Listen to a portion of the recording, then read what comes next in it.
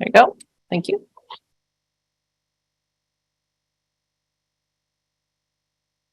One more. Ready whenever you are. Yeah, just the next slide. Okay. So in 1949, the Housing Authority was established under the California Public Safety Code by the Stanislaus Supervisor for the very reason that we would then be able to apply for federal funding. Next slide. And to give you a little bit of background on how we apply the Stanislaus Regional Housing. Just a little bit. Other way. In 2012, the state of California was up to that point was administering all of the voucher programs throughout various states of California. 2012, they got listed from that operation, and that voucher administration was passed on to various housing authorities. At that time, the Stanislaus Housing Authority assumed the voucher administration for Alpine, Amador, Calaveras, Inyo, Modo, and Quality counties, bringing our total counties up to 8. In 2019, just a few years ago, we also entered into a housing consortia of other housing authorities that include the County of Kings County, Housing Authority, City of Madera, Housing Authority, and also the City of Riverbank Housing Authority. Probably over the next year, the City of Riverbank Housing Authority and Stanislaus Regional Housing Authority will just merge into one housing authority. But that also brought up our reach into the lighter blue areas there for those additional counties. In 2020, we went ahead and changed our name from Housing Authority in the County of Stanislaus to the Stanislaus Regional Housing Authority to better represent the area that we serve. We had a lot of, I guess, issues, you can say, and concern from some of the other outlying counties when we go there. They consider us as kind of an outside county trying to come in. So by changing our name, we were able to convince them that we are still their housing authority, and just like Stanislaus County, they're eager to build out there. They have, lots of need for low-income housing and workforce housing out there communities. So, and in 2022, we were also approached by the state again to assume operations in Watsonville, California, for their migrant centers out there. So our mission for the Housing Authority, which was updated about 4 years ago, was to provide decent, affordable rental housing opportunities. Provide economic development, economic employment opportunities for the residents that we serve, and then community development. Again, looking to improve our affordable housing stock, improve our infrastructure, streets and roads where we're building, and then to just improve the community where our units are. Next slide, please. I wanted to show just a little bit of the economic impact on particularly Stanislaus, since that's where the largest our units are staff. But we employ about 95 employees when we're fully staffed. We're about 20% below staff now, so we're around 80 employees, and we're still recruiting because we know that there's a labor shortage. We paid over $5 million in gross wages. We remitted just over 151,000 state taxes, 410 federal taxes, and we paid out over $15 million to vendors for various services, with maintenance, other services. But I think the biggest impact is to the landlords for what we're paying landlords for rental subsidies. That's over $43.5 million in rental assistance payments to landlords. The large majority is here in this county. So it's a lot of money that brings revenue into this money. Our total operating budget for 2021 is $61 million. But I thought that was important to see the value of how much money that local housing authority can bring in federal and state funding. So our other housing programs, of course, we have public housing, migrant farm worker housing, farm labor housing, affordable housing, and then managed units or units that we purchased that aren't necessarily operated through any kind of funding program, but we keep it at an affordable rate. And then, of course, our housing choice voucher programs and subsidy programs. So we can kind of go through these a little bit quickly here. I'm going to give just a brief outline here. And this slide presentation we can make available so that you can spend a little more time going through the details. And then we'll also have it up on our website as well. So the public housing unit was established through HUD, on the federal side, to provide funding for units that the housing authority itself here actually owns and maintains, and receive rental subsidy for low income families that live there, and also some subsidies and grants for the modernization and maintenance of facilities. Program. On the migrant farm units, and this was part of the Buena Vista Watsonville units that I considered with the main units out in Buena Vista, Watsonville. But this is a program for seasonal farm workers. Typically, they come in for a season from May to December. And they just work part of the year. They're required to move out of the area at least 50 miles. Most of them go back to Mexico for 4 or 5 months and they come back just for the seasonal harvest. Or a lot of them, we have a large portion will go up to Oregon and Washington for different harvesting seasons. That program is funded by the State Housing Community Development Department. And next. We have 502 affordable housing units. These, again, are affordable housing units that are offered to residents of the various communities that we serve. And I say that 120% of the area median income or below. Probably the larger majority is around 30 to 50% of AMI area median income. Say area median income, what we do for the service areas take, your average or low income, your high income, will come up with the average. Once they have the average, what we're looking at when they say 30% of AMI is based on that 30% of AMI that I pay rent, which exceeds no more than that 30% of your adjustment gross. So it's a little confusing because there's a lot of percentage. It's a percentage of a percentage of a percentage. But HUD has got some great worksheets for us to work out all of these things. Next.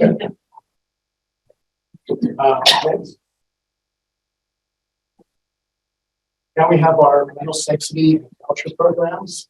So go through these just briefly here. So we have 4,423 housing choice voucher programs, which are some regular vouchers that residents and applicants would come in. They would apply for the vouchers for housing assistance. They would go through an application and future to see if they qualify. If they qualify, they're issued a voucher, and they can go out to any of the other rentals. California has a law where landlords are not supposed to be discriminatory based on whether or not they have vouchers. Since it's just a payment, a rent payment. It's not necessarily a program. It's just a housing payment system. So what we do require for our landlords is basic, what we call housing quality standards. And that's just really basic living standards. It's not a very high standard. So our goal is to go out, find some landlords, and then we've got some landlords that they might consider slumlords and things like that. We try to maybe work with them, assist them in cleaning up their units, getting them to a local standard so that we can increase that supply. On all of these programs, and I'm finished going through these, but our challenge in the community used to be finding more vouchers and more rental assistance because we had a larger, the past decade, we had a larger housing stock and we needed to get people moved in. It's the exact opposite now. So the housing authority has changed its focus from getting the additional rental subsidy to actually finding units, building units, constructing units. And so to that end, again, going back to finding these units that might be offline or debilitated, work with landlords and we can purchase them and find other ways to bring those back online because subsidy. We have hundreds of people out there have met the program requirements that receive subsidy and they just simply find units. That's our biggest challenge. Jim, the housing choice voucher used to be called Section. Section 8. Yeah. Oh, got it. And, so just do this one, the next one. Again, we have Veterans Affairs Supporting Housing, also those BASH vouchers, which you might have those that are out there, 258 allocated for the county. Do those have income limitations also? Those do. And typically for BASH, you're going to be homeless or formerly homeless, 30%, you receive 30% AMI. The interesting thing about the BASH vouchers and the people with these help is a lot of times they have funds, but it's very difficult, as Jason can attest to, when you're homeless, it's very difficult to access anything if you don't have a mailing address, right? That's probably the biggest factors for them. We had a 4-unit complex that we began with a nonprofit, Great Valley Housing Development Corporation. And so it's just 4 units. We kind of piloted this BASH program there, furnished the units for them, brought veterans in there. It was 6 months later, one of them was stabilized enough, had enough of the back pay, medical coverages, things like that come in, where they're actually able to go back and reunite with their family, put a down payment on a house, move down, put the down payment into that unit for the next. So great success story. They're not all that way, but I will tell you that the way we're structuring, they like that sense of community when we get the veterans together and take care of each other. John, when you're speaking, could you step a little closer to us in this? They're not hearing you real loud, and maybe Oh, speak sure. up a little bit louder for me, please. Right Right there, you're right in there. Is that good? Yes, thank you. All right. A little bit bigger voice. John, pardon, Jim. Jim, sorry. Is there a priority of veterans over the, regular housing vouchers? I wouldn't say it's a separate program that is specifically for veterans. The BASH is a set of vouchers that is specific to them. They're supported by the Veterans Administration staff who do a phenomenal job. So it's kind of a separate program for them. But if there's only so many units available, do you house veterans first? No, not just veterans. So there is some preferences for elderly and some of it's our voucher program, but also, as you saw, there's a number of different vouchers for instance, continuum of care about. Right. They have their own specific program guidelines. BASH is one that is specific to the veterans. Not to say that a veteran couldn't apply for some of the meet those criteria they need to get, for instance, regular housing voucher, if they qualify that. Challenge with the regular housing voucher is roughly about 8,000 people on the waiting list now, and we have a waiting list since 2010, 2011. So the chances of getting on that list are very low. What we did do over the past couple of years in order to, because we were having the housing shortage, is we did a preference for in place. And that was people that, for instance, lost their job, they retired, their income went down. If they lived in a unit and their landlord was able to become one of our Section 8 landlords, then they would be eligible to get the rental subsidy. And we were up to about 420 that we helped last year during the COVID crisis, people that lost their job. And that's why we didn't see a lot of the ERAP, the emergency rental assistance payments, because we weren't getting assistance people like that. So if they did lose their job or lose loss of income or retire, this is the next big challenge for us as seniors are getting pushed out of their units. So we're working with those landlords to give that preference to get them that additional subsidy. Because a lot of members, of course, are going up and went from $800 to $1,300 for a one-bedroom apartment, and we're just getting pushed out. So I know that's a little different than what you're saying, but each program has its own regulations and own requirements. It hasn't necessarily been an issue for us on the veteran side to request additional veteran cash vouchers when they come available, because our VA administration has to support that and let them service them. They've always been willing to do that. And I think we probably could get some more, but again, it goes back to not having the housing. What they're having the issue with again is they're approving additional vouchers. They'll give us 20 vouchers. We give out 20 vouchers, and only one person is able to find a unit. So they're reluctant to put more funding into the community until we actually have a place. So that's why our challenge is we need to build the facilities for them, and they will go ahead and provide grant subsidy for veterans. I think my question, maybe I worded it wrong. If you have a one bedroom that's available, who gets priority, the senior, the veteran, or a family? It would depend on the program and if there was funding, because just like our managed housing program, there's different funding cycles that go through. There's home funding, there's CDBG, there's other state and federal funding. They have their own restrictions on who can move into those facilities or into those units. So it would depend on what property they're looking to apply for. And then again, if they're looking to rental subsidy, what rental subsidy program they're applying for. As you can see, continuum of care is a subsidy. It provides funding for that, but it's really for a specific population. And to your point, politically, what we are doing as a housing authority through our housing organizations is trying to get cities, or not the city, sorry, but the state and the federal to stop sending us money and narrow bandwidth for people that can utilize the funding that we're providing. As you can see, continuum care funding used to be called Shelter Plus Care. It's for homeless or formerly homeless people with disabilities, mental illnesses. This population is so narrow that our primary partner is behavioral health services in the county. And they've got 200, 300 people on their waiting list. So again, what we're doing is we have to find physical units to have them refer people that need that specific funding, demographic, and restrictions. Now, going back to your question about veterans, they can be both. So a veteran can probably have behavioral health issues, be on that list, and be able to get this type of funding that what we call VASH funding, that will help us continue our care. So what we do is when somebody applies is we try and look at their circumstances and kind of earmark them as to what's the best, most appropriate program that they might qualify for. Because our goal is to get people housed. So, we're going to look at the totality of the circumstances of the individual. See if we can point them in the right direction. So technically, if I could jump in, technically in Stanislaus County, everybody goes into what's called the coordinated entry system. So think of it at the top as the largest part of the funnel where people come in.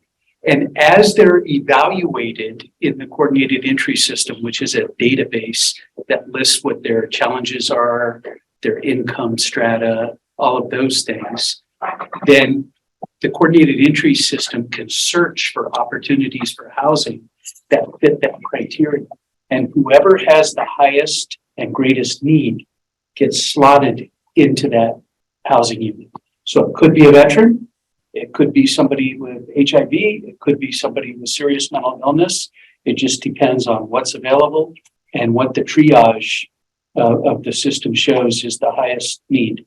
So that's why we have to kind of dance around when we explain this, because And I will say that for some of our programs, we go through the coordinated. For our regular voucher program, it's a completely separate waiting list, a different process because it has to go through a HUD designated process for that. So that's why I say I wish it was clear. It's our biggest frustration is where am I on the waiting list? I was 100 yesterday. Now you're saying I'm 200, right? But it depends on who comes in and who needs that.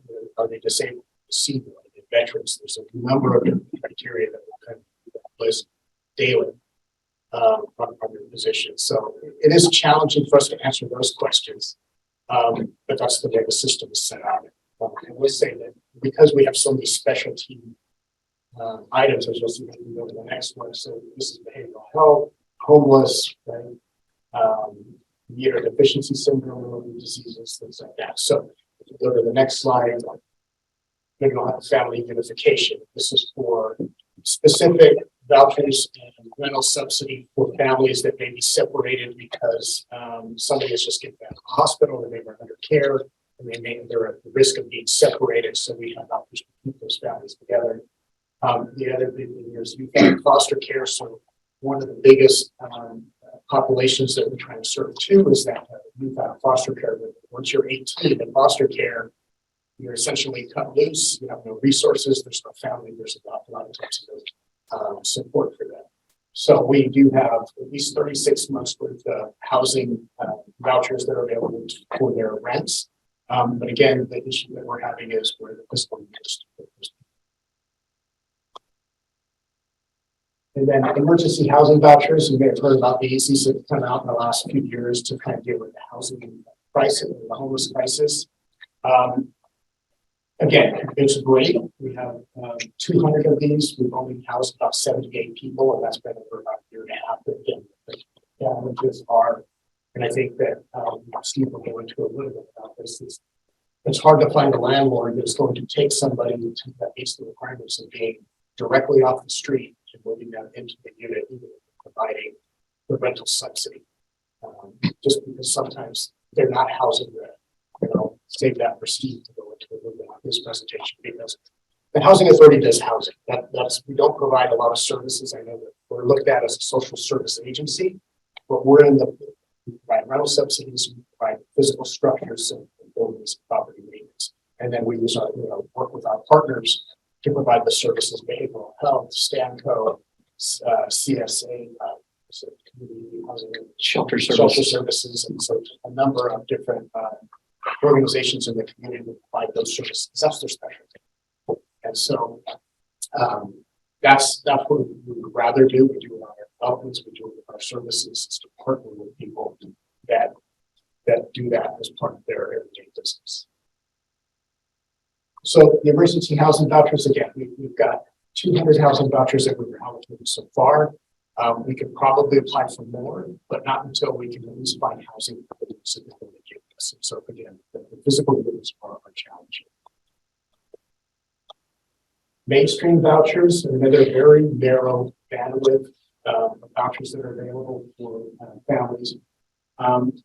It's the same program rules as our housing choice vouchers, but it's a special allocation of this kind of received 114.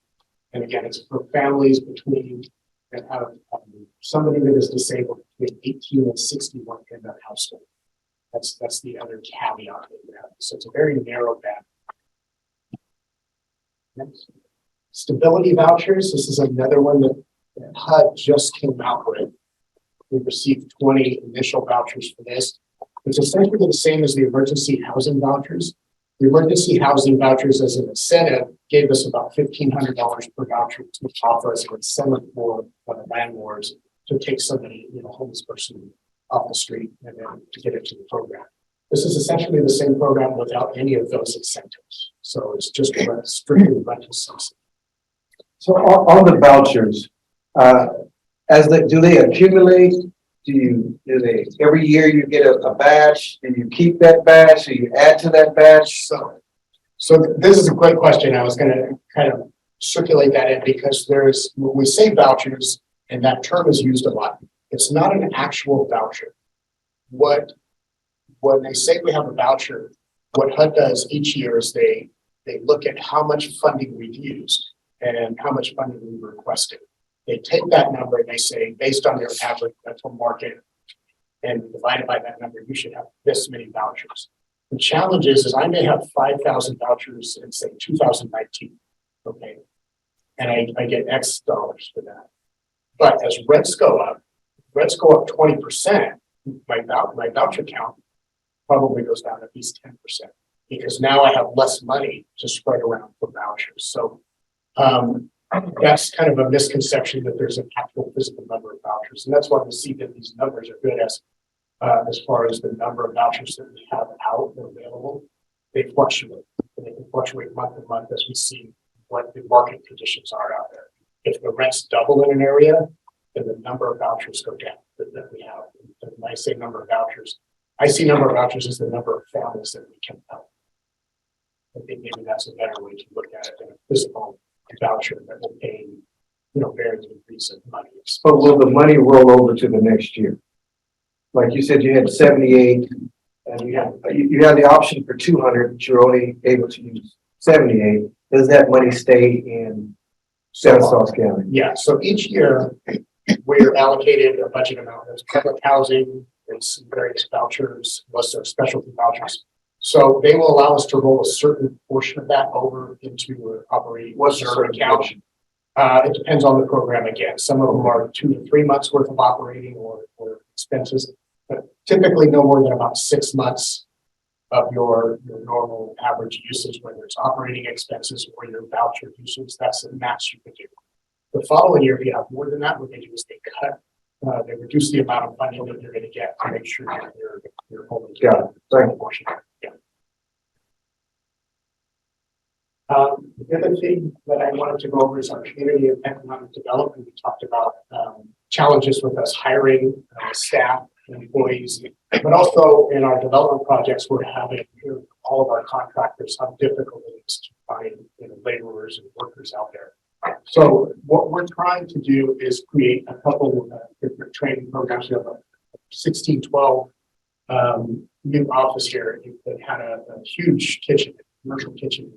So we want to rehab that, but we also want to work with some community education sources. We're working at the Modesto Junior College and a couple of culinary, the county's got a culinary training program to see if we can get them in and then use that as a training facility out there. So we're looking at starting that culinary and food training service. Through our maintenance and property management, we're looking at bringing in 4 to 5 people that they can kind of go with some of our senior maintenance technicians and landscapers and then start training them on how to do it. So I know one of the things we'd like to do is start working more with the general, contractors, and developers, and landscapers and say, what services, if you were going to hire somebody as an entry-level employee, what are the skill sets that you would like them to know?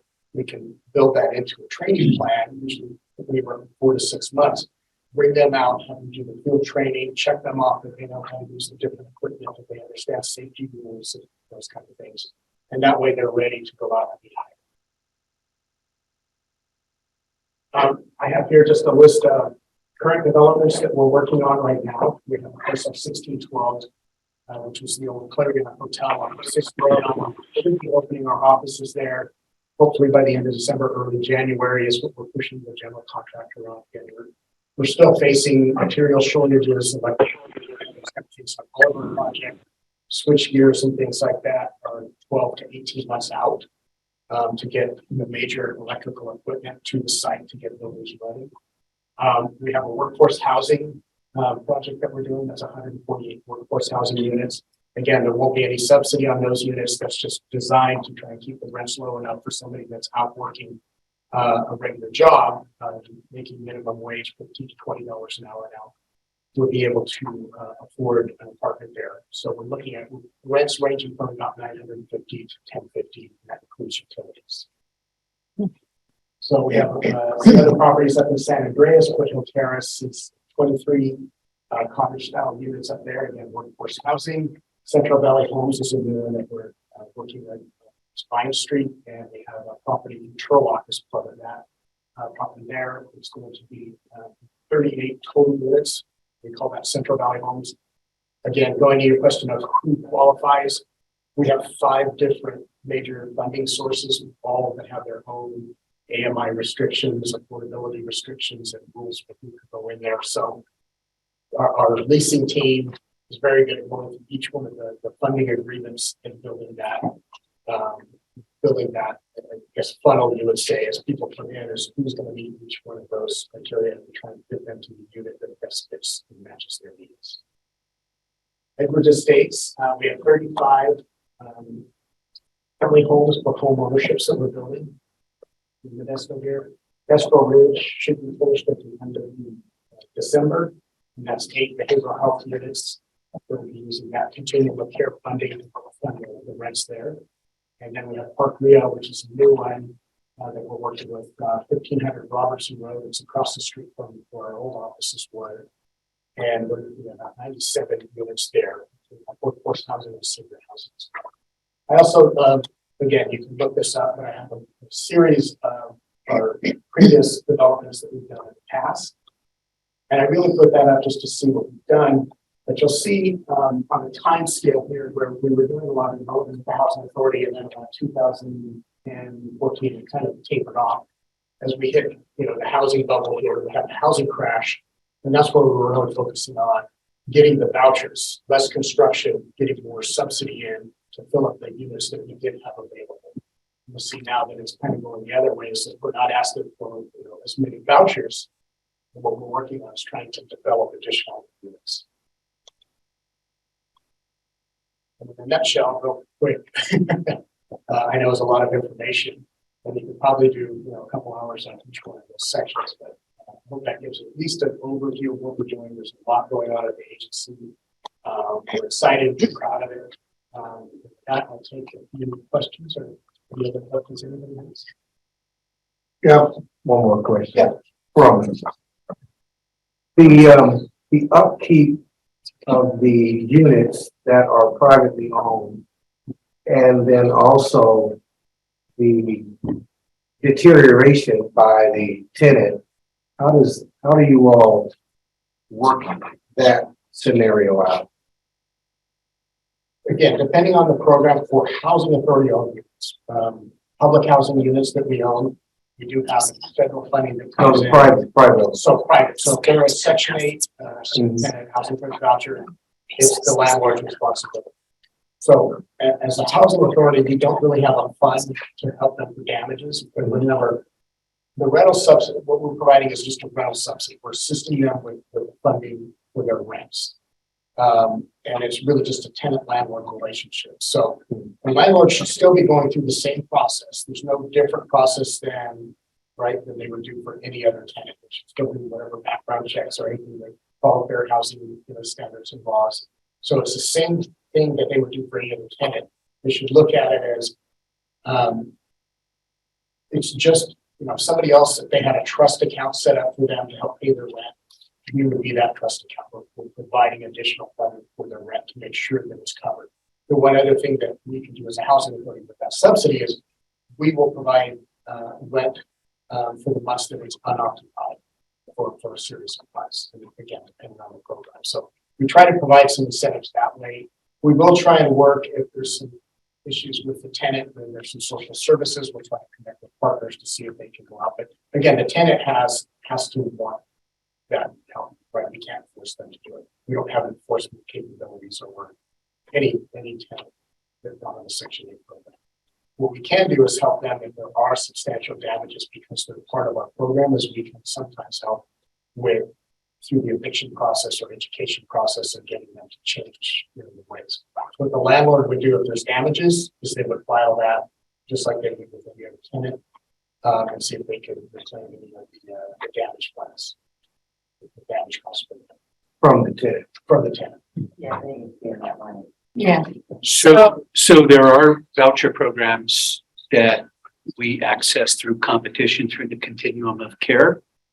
And we can build into our budgets for the vouchers, operational funding. And we guarantee to the landlord, if one of the clients does something in the unit that needs to be repaired, that will come in between the landlord and the client and make those repairs. So the landlord will continue to want to access our program. So we don't always hold the landlord responsible if the tenant is at fault. But we also have the ability to go back to the tenant and deduct on a monthly basis what we paid out for the repairs over time. Yeah, Steve, that's one of the biggest problems right there with using the vouchers or having Section 8, which has changed names now, for folks who do own homes who rent them out. They're afraid to rent to, It's a big challenge. the class of individuals because of the fact that they tear up the home. And then who's going to, so I mean, technically, Steve, if you actually on the forefront speak to that point, as far as advertising the fact that you're trying to house people and we will stand behind who we put in the home, I think you'll get more people who will say, okay.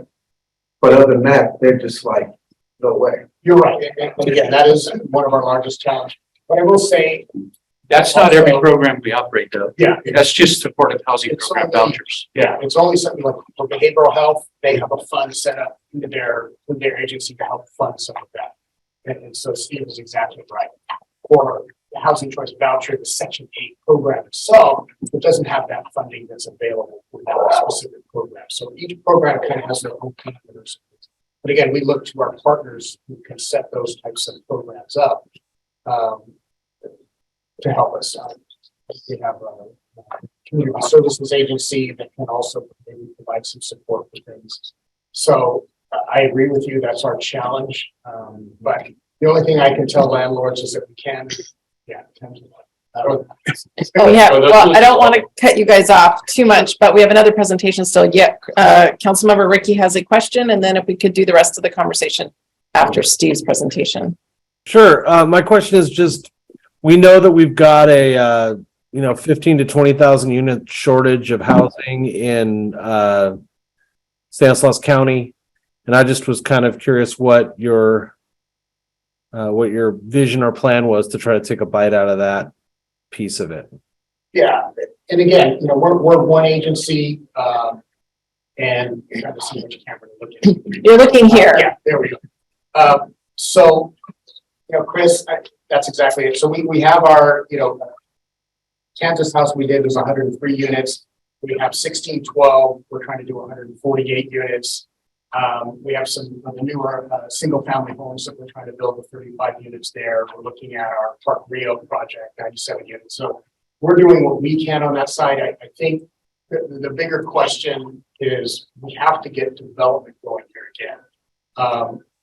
You know, I'm working with all the other counties when we go up to meetings, and it's the same exact question: is how do we get developers? How do we get new units? The challenge is, if you just heard, is the cost. The single family homes that we're building just cost is over $450,000, just materials and labor, just materials and labor. So that's the challenge: is how can we build those? There's new, and it's no one thing. There's new building requirements. There's new codes coming out in January. It's going to increase the cost of the unit another $20,000 to $30,000. And if you keep doing that every year, again, the right or wrong or need for the different, you know, solar on every unit, sprinkler systems, all the different building materials.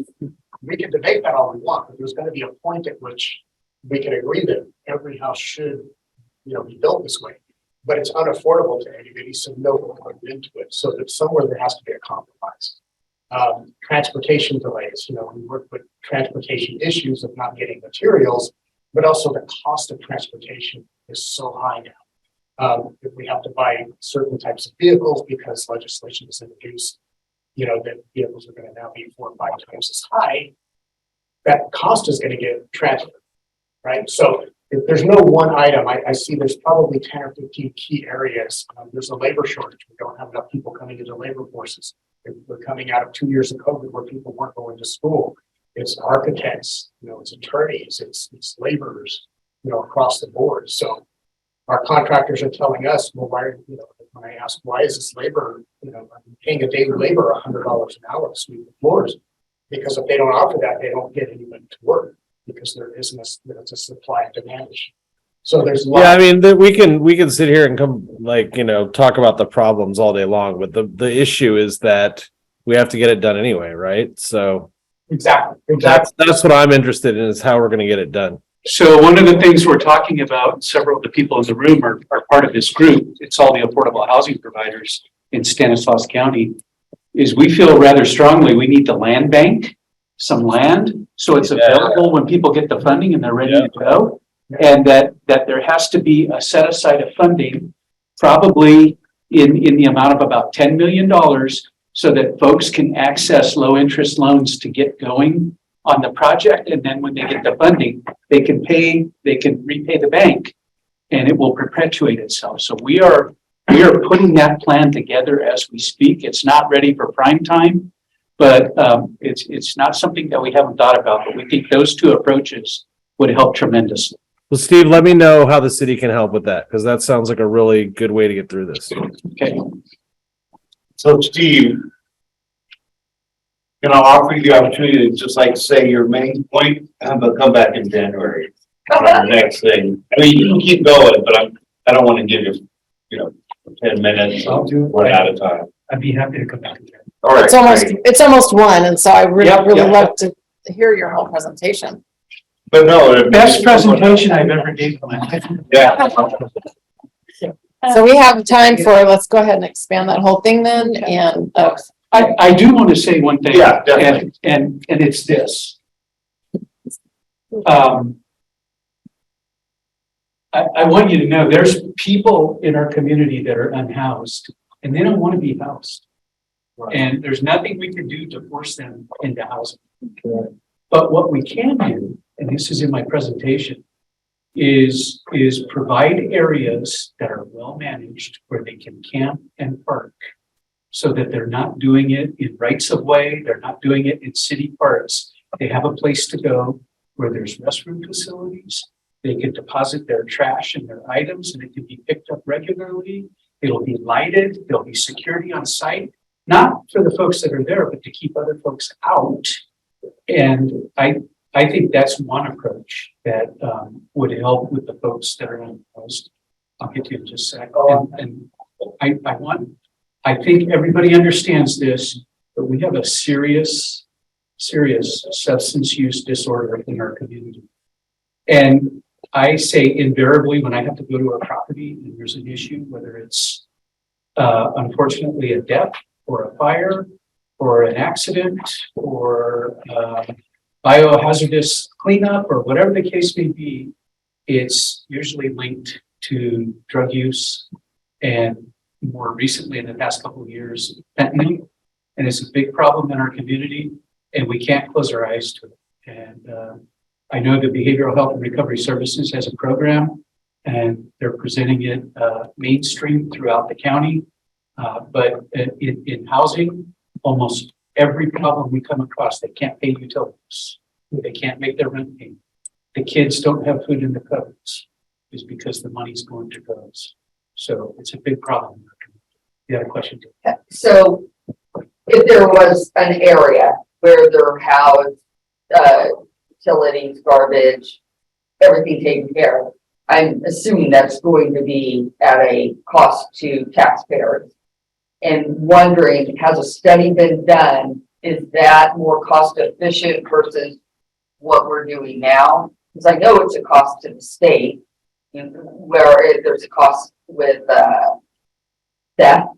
Law enforcement is overwhelmed dealing with our homeless population, especially here in California, because they tend to give handout after handout. It's a burden. So has there been any sort of cost study that it's more efficient to put them all in one area and provide these services versus what we're doing now? Yeah, they're not all going to go in one area. You would have to have them geographically dispersed throughout the county. But I can tell you this. So when I was on the Salvation Army Shelter Committee, we opened the Bavarian Shelter. We did a study on reduction in police calls, fire calls, and then we worked closely with Doctors Medical Center and Memorial Medical Center on the people that were coming into the emergency department. And there was a significant reduction in the consumption of fire, police, and EMS services and showing up to the emergency room with phantom abdominal pain and things like that because they were out in the elements and they didn't have anywhere to go. So that's the only study that I'm personally aware of. I do know that the city of Sacramento has studied this camping parking concept and they feel it's a pretty viable solution for their community. There's a pilot program going on at the Bavarian Shelter in that little Y area or a triangle area behind it where they're allowing folks to park. And maybe we can get some data by January when I come back. So. Awesome. All right. Well, thank you, everybody. We've taken you right up to 1 o'clock. Wish everyone a happy Thanksgiving and definitely come back in January and third Friday in January, and we will hear Steve present more. Thank you. Hi, everyone. Thank you. Happy Thanksgiving. Take care, Brianna. Yeah. And to hold back tears. You know how to find us. Come hang out with us.